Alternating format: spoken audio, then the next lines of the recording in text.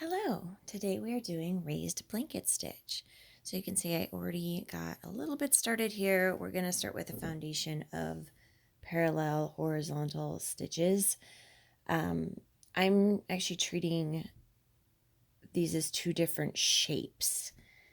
And the reason for that was because I was afraid that if I went all the way across at this point, that this stitch would just be too long. So when I do this side, I'm actually going to connect the stitches here, so there won't be like a gap. Although you could do a little gap and do like a French knot or something, or whatever. Have fun.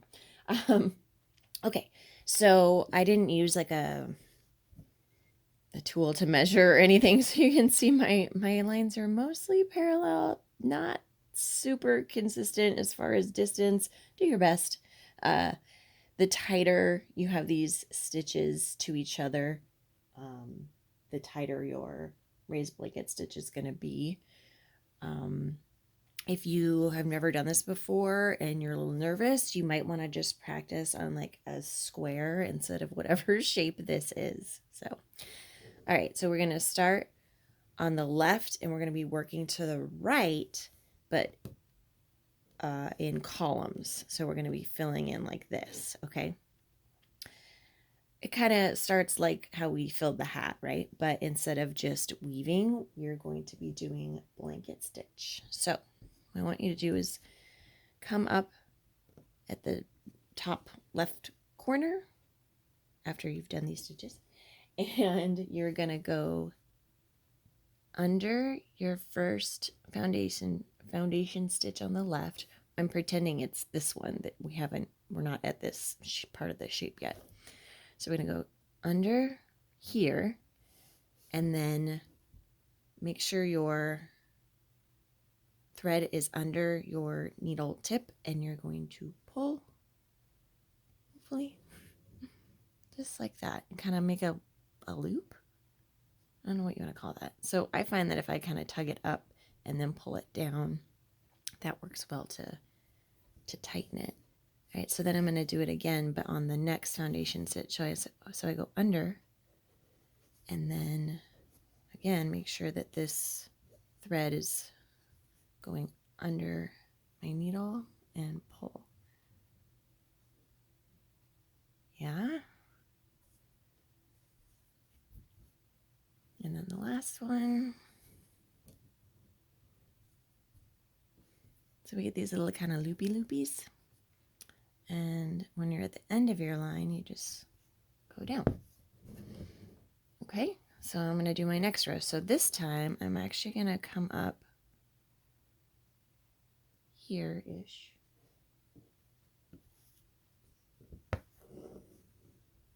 So it kind of came up like under where this horizontal stitch came up. So this time I'm going under this foundation stitch first, now that I'm higher. So you can see how it's kind of confusing with that weird shape we're doing.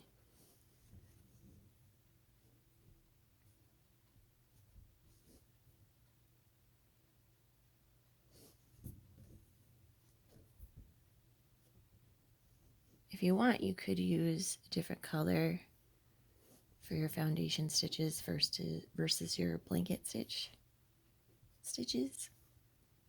Here, I'm just going down. All right, so for the next one, kind of have to decide, like, do I want to do another row or column, I guess, just using the 4 foundation stitches, or should I jump up? I think I should jump up to my 5th one.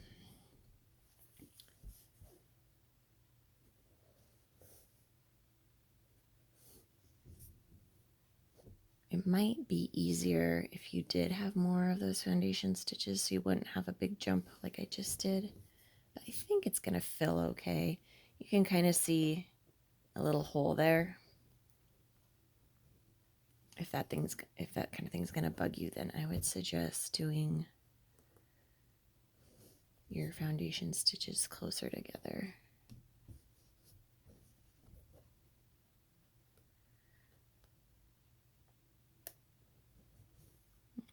So I'm just making sure I'm not piercing my fabric or my floss. I just want to go under this one. Go.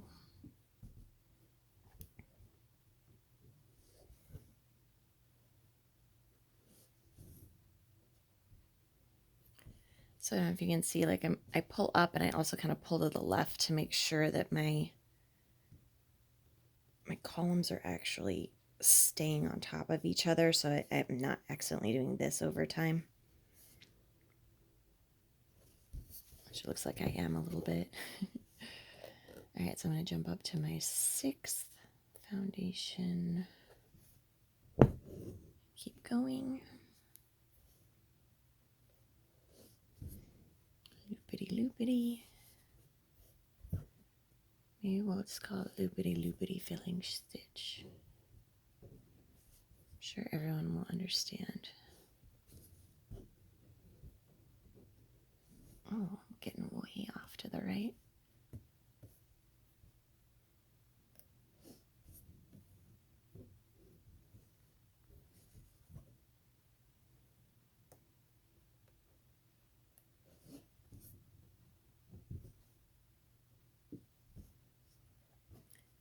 So the thought here was we were making kind of like a crochet bikini top, which I always thought like were super cute, but I never pulled it off.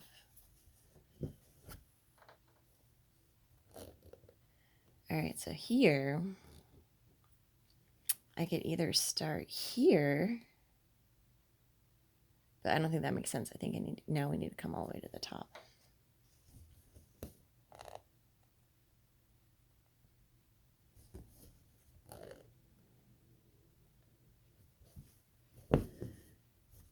So from the top, do my loopy loops.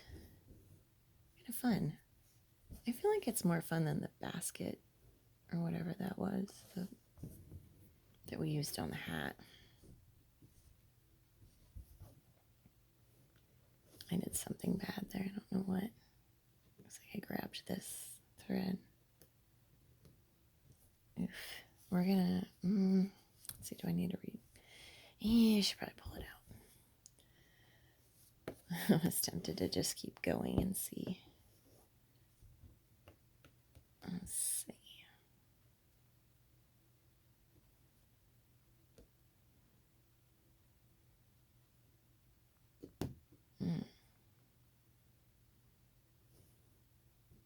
Here you can see that bulk of the thread went through that one strand.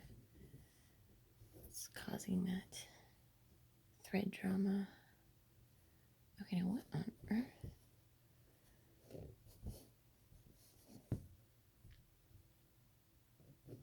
Sometimes this is what hand embroidery looks like.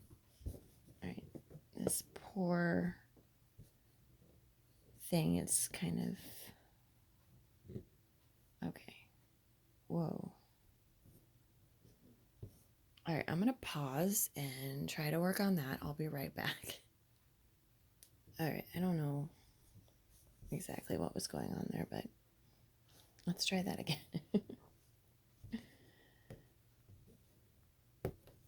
Okay.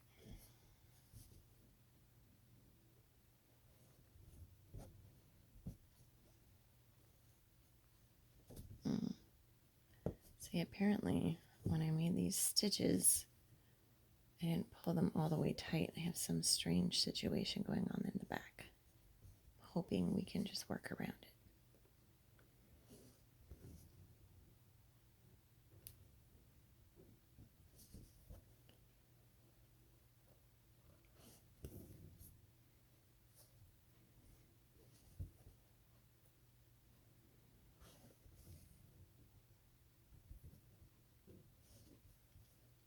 So if you are struggling, you could always kind of alter the shape here. You could skip the straps entirely so that you don't have the really long, weird situation here. Let's see here, before I forget. Let's see. Do we want to come down? I think I'll just. So I was wondering if I should try to go through this. I guess I fit through here. Let's do it. Now my thread's facing the wrong way. Playing a little thread chicken here. Oh, not quite. It's just getting a little short. Oh yeah, that totally fit. And really, you can see how let's see, straight down would be there. So I've definitely been kind of going sideways, like I said, you want to avoid. Although I guess you don't have to. I've been trying to. All right, I'll go down here. Tuck that in. We'll do one more. So for this one, I'm just going to come up kind of under that top stitch before I go back down into my loopy loop.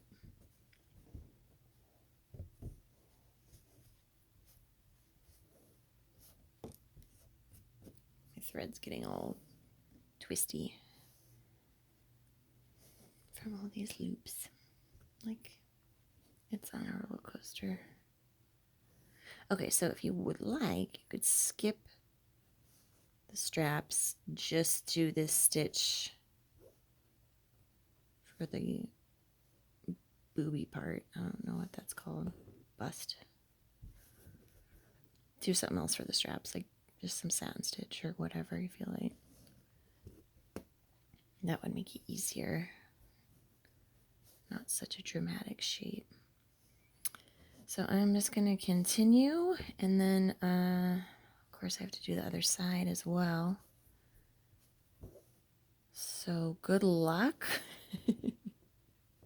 It's not so bad. Like, I feel like once you start doing it, it feels better and it gets easier repeating that motion. So from here, let's see. I think we need to catch this foundation stitch. So I'm going to come up a little bit under it. Oh, this is dangerous, thread chicken. Okay, so then I'm going to try to catch this foundation stitch for that first loop. There's the next foundation stitch, really hiding.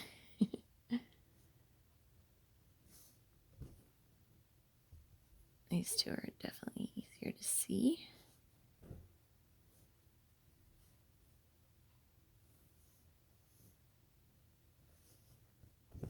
Okay. Excellent. And then I think, well, I'm out of thread, but I think you might be able to get another one in here. Otherwise, skip to this one. And I think if there's like any guidelines showing that's bugging you, you could always just come back and do some kind of outline, like